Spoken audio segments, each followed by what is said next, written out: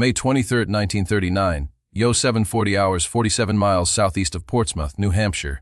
Lieutenant Oliver Naquin sat in the control room of the USS Squalus, carefully marking the dive log. It should have been just another routine test dive for the newest submarine in the U.S. Navy's fleet. A cutting, edge vessel, 310 feet long, commissioned only 2 months earlier. Everything had seemed ready for a safe descent. But then, at 63 feet below the surface, a voice crackled through the intercom from the engine room, shattering the calm with words that would haunt Naquin forever. "Take her up." The inductions open. Seawater sprayed into the aft compartments. Without hesitation, Naquin's training kicked in. He ordered his men to seal all watertight hatches, slamming the steel doors shut throughout the submarine.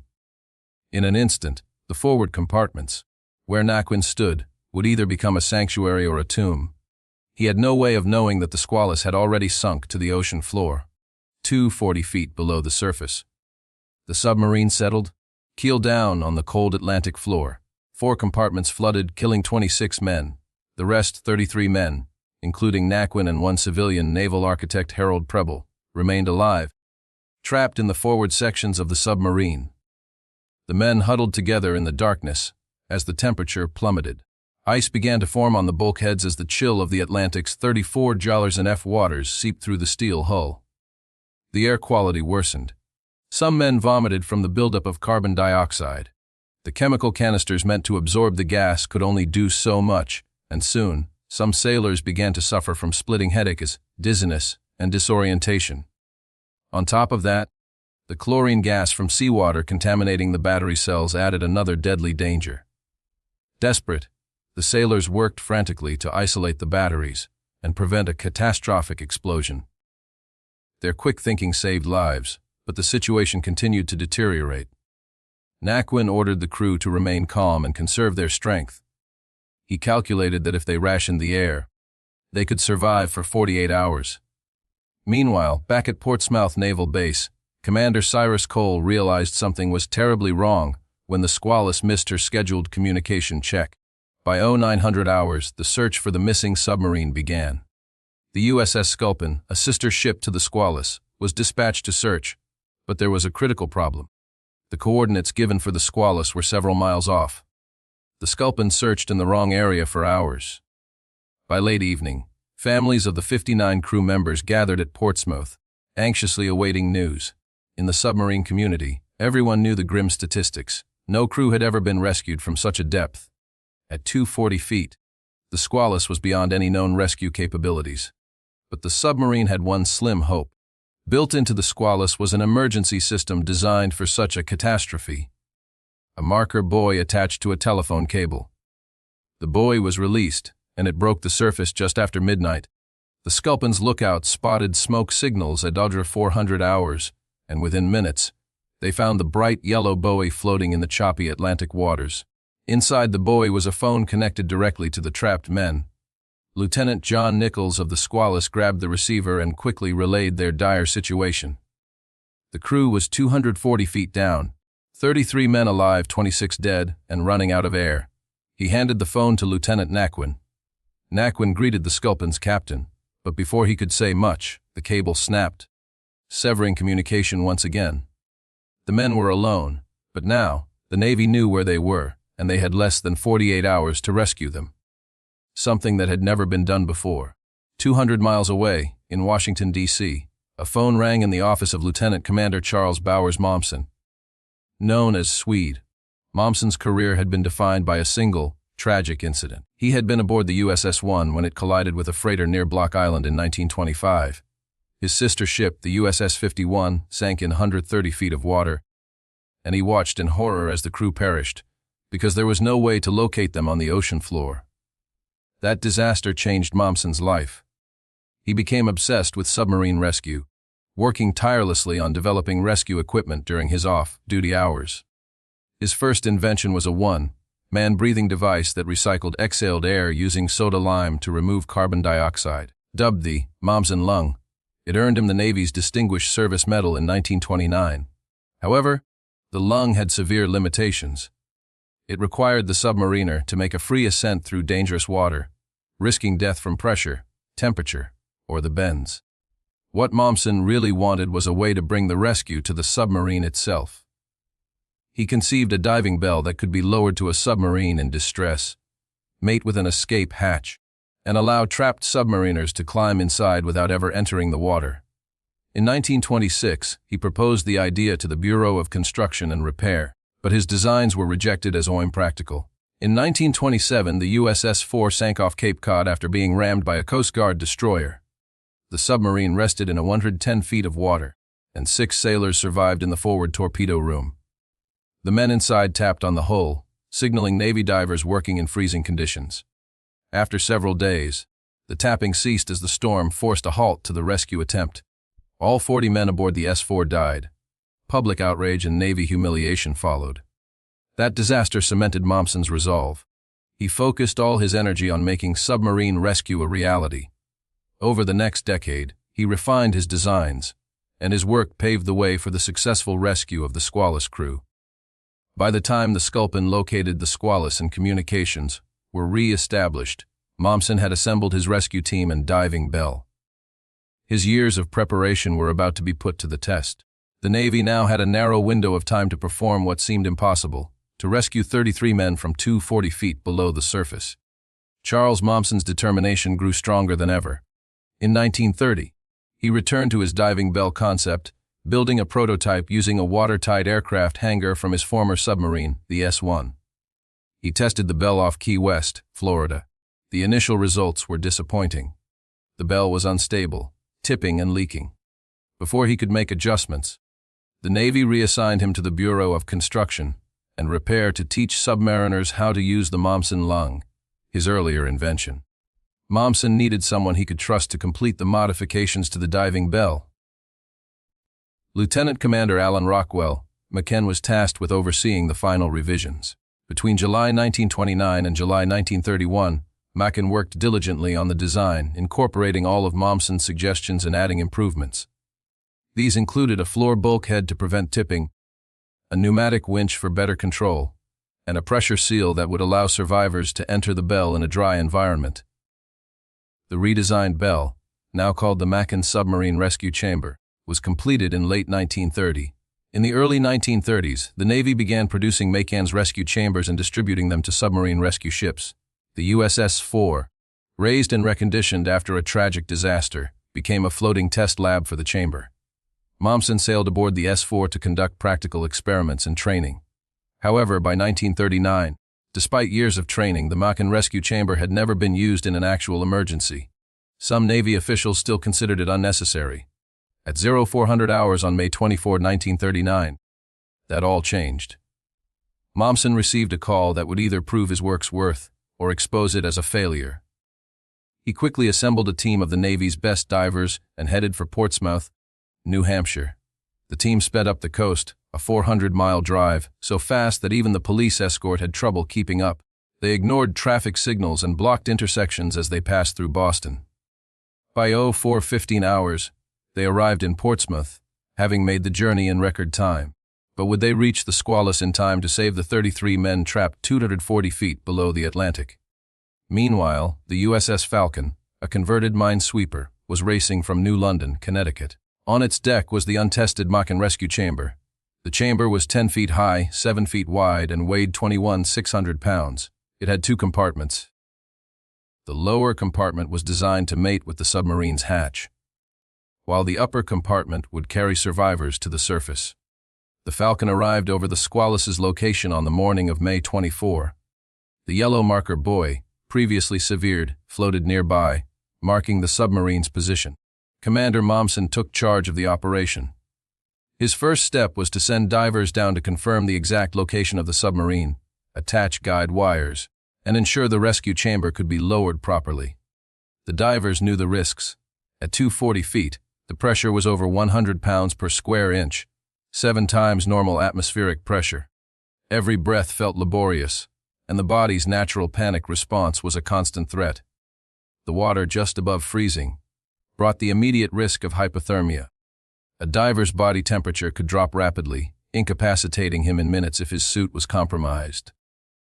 The cold could numb hands and feet, making it impossible to perform even simple tasks like tying knots. The greatest danger, however, was nitrogen narcosis, or the rapture of the deep. At this depth, nitrogen dissolved into a diver's blood and brain, impairing judgment and coordination. Some divers, intoxicated by the effects, had removed their helmets underwater, convinced they could breathe the water. Others hallucinated or became paranoid. Nitrogen narcosis had killed divers at much shallower depths. By 240 feet, it could leave a diver in a dreamlike state, where every action had to be carefully planned in advance, or else risk forgetting what to do in the moment. Mommsen and his team had pioneered the use of helium, oxygen mixtures to reduce narcosis, but even this innovation couldn't eliminate the risks.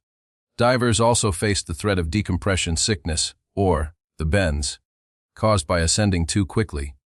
Without careful decompression stops, nitrogen bubbles could form in the diver's blood, causing excruciating pain, paralysis, and even death.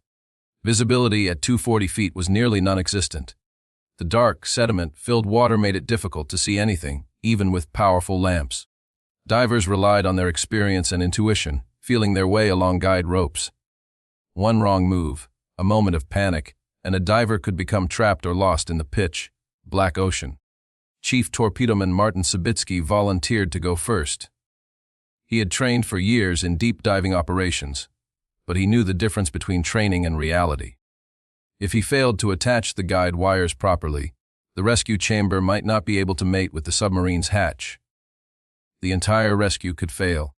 The responsibility weighed heavily on Sabitsky's shoulders as he suited up in his heavy diving gear, checked his communication lines, and prepared for the descent. At 1100 hours, Sabitsky began his descent into the cold, dark waters. The 33 survivors on the Squalus heard the unmistakable sound of lead boots striking the hull. They cheered, knowing someone had found them.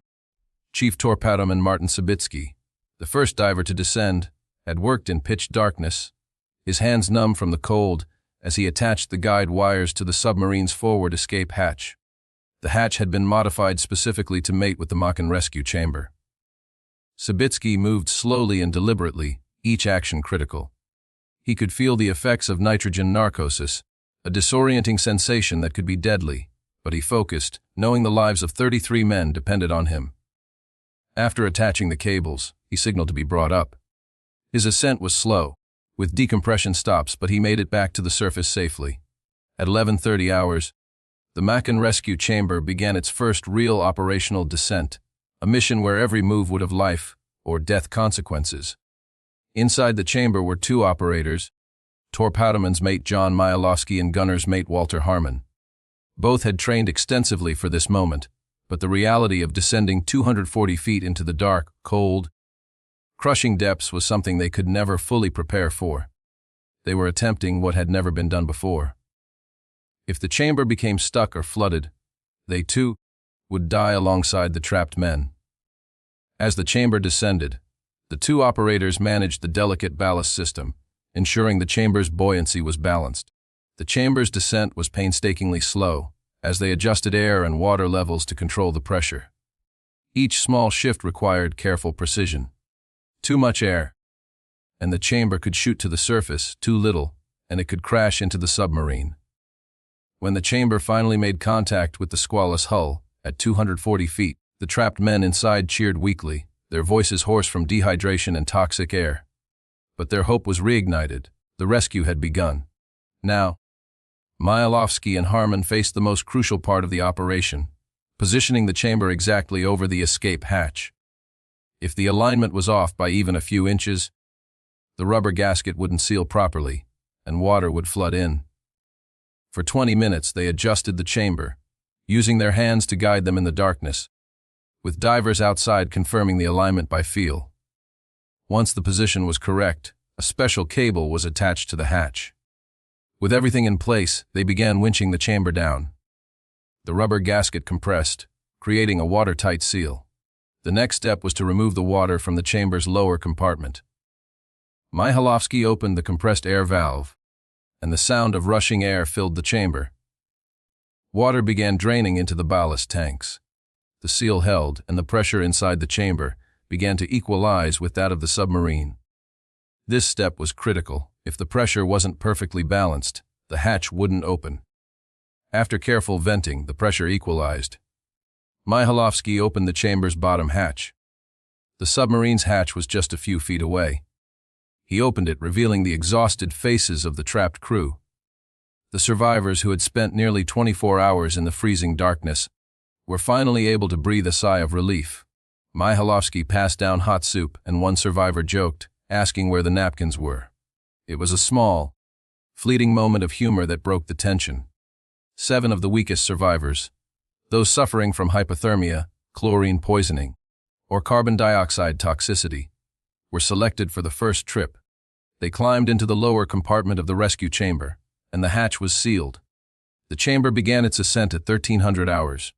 The journey upward was slow and careful, as the winch released the cable bit by bit.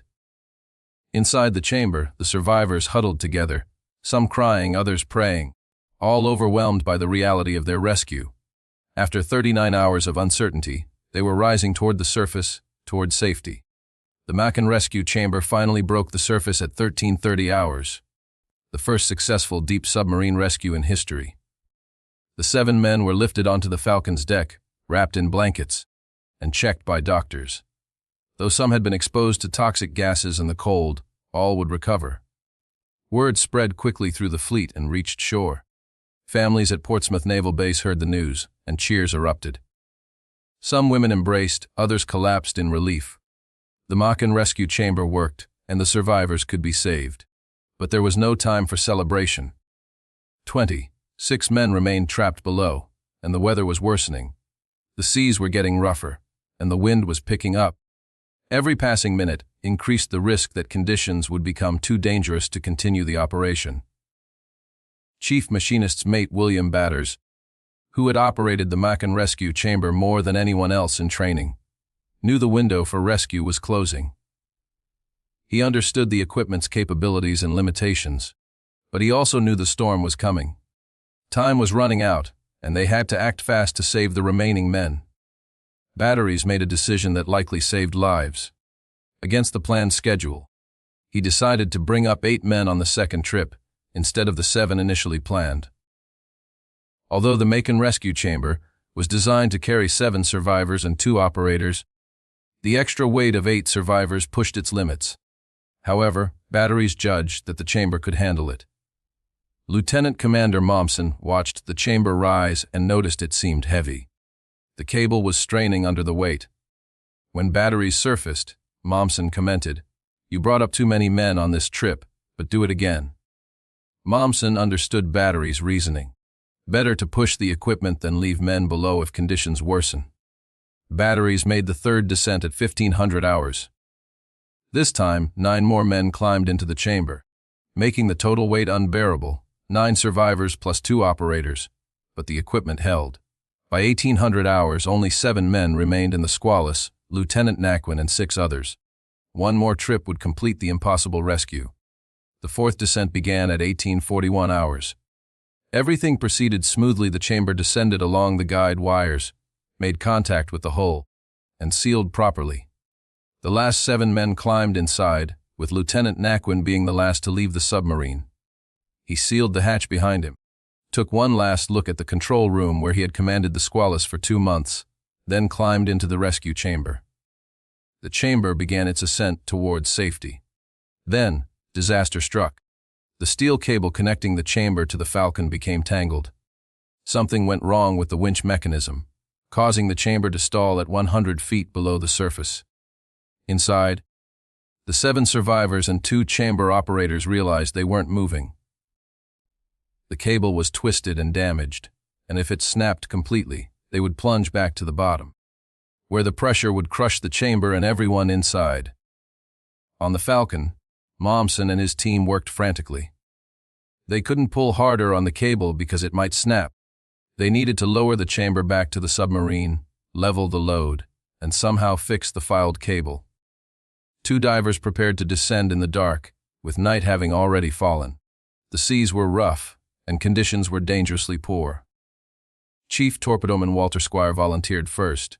He descended into the black water, fighting the current. He found the cable wrapped around itself, kinked and twisted. He worked to remove it, but his efforts only partially succeeded, causing the chamber to bounce across the Squalus hull. Inside, the men were violently thrown about, some injured by the movements. Torpedoman's mate Jesse Duncan was sent down next to remove the broken wire completely. Duncan descended into the darkness with his powerful underwater lamp, but the tangled cable trapped him. His air hose wrapped around the twisted steel, and he couldn't free himself. Running out of air and suffering from nitrogen narcosis, he barely managed to make it back to the surface alive. He was hauled aboard the Falcon unconscious and required immediate medical attention. A third diver descended, but he, too, failed to free the cable. The filed wire was too damaged to fix at that depth in the darkness. Meanwhile, the men inside the chamber had been suspended in the cold, dark water for over 3 hours, exhausted and terrified. Some were suffering from carbon dioxide buildup as the air inside the chamber deteriorated. The situation was growing critical. Mommsen made a decision that seemed impossible. They would manually lift the 600-pound chamber. 6 men on the Falcon took hold of the cable, and Mommsen joined them. They pulled with all their strength, but the chamber didn't move. It was too heavy. Mommsen ordered the men inside the chamber to blow the ballast tanks for 15 seconds to increase the chamber's buoyancy and lighten the effective weight on the cable. The 6 men pulled again, but the chamber barely budged. Again, they blew ballast for 15 seconds, then pulled. This time, the chamber moved a few inches. They continued pulling inch by inch, foot by foot, despite their strained arms, aching backs, and bleeding hands. More sailors joined the effort. 10 men, then 15, all pulling in unison. Mommsen called out the cadence: pull, rest, pull, rest. The chamber rose through the water 50 feet, 40 feet, 30 feet. The cable groaned and creaked, threatening to snap, but it held. Finally, at 1,030 hours on May 25, 39 hours after the Squalus sank, the rescue chamber broke the surface for the final time. Lieutenant Oliver Naquin and 6 other men were lifted onto the deck of the Falcon. All 33 survivors had been rescued. 4 separate trips to a depth of 240 feet, 13 hours of continuous operations, 33 lives saved. The news spread rapidly across the nation and the world. Newspapers ran front-page stories about the miraculous rescue. Photographs of the survivors wrapped in blankets arriving at Portsmouth Naval Yard became iconic images. Families waiting on shore erupted in celebration when the final group arrived. Wives embraced their husbands, children clung to their fathers, and the relief was overwhelming. The Squalus rescue represented more than just 33 saved lives. It shattered the grim assumption that submarine disasters always meant certain death. For the first time in history, submariners had hoped that rescue was possible, even from depths previously thought unreachable. The Navy immediately moved to expand the Machen rescue chamber program. More chambers were built and distributed to submarine rescue ships worldwide. Training intensified, and procedures were refined based on lessons learned from the Squalus operation. The men who made the rescue possible were hailed for their extraordinary heroism. Chief Machinist's mate William Batters received the Medal of Honor for his critical decision to bring up more men than planned and his skillful operation of the rescue chamber under deteriorating conditions. Chief Torpedoman John Michalowski received the Medal of Honor for making the first dangerous descent in the chamber and establishing contact with the trapped crew. Chief Boatswain's mate Orson Crannell received the Medal of Honor for his diving work attaching the guide cables under hazardous conditions.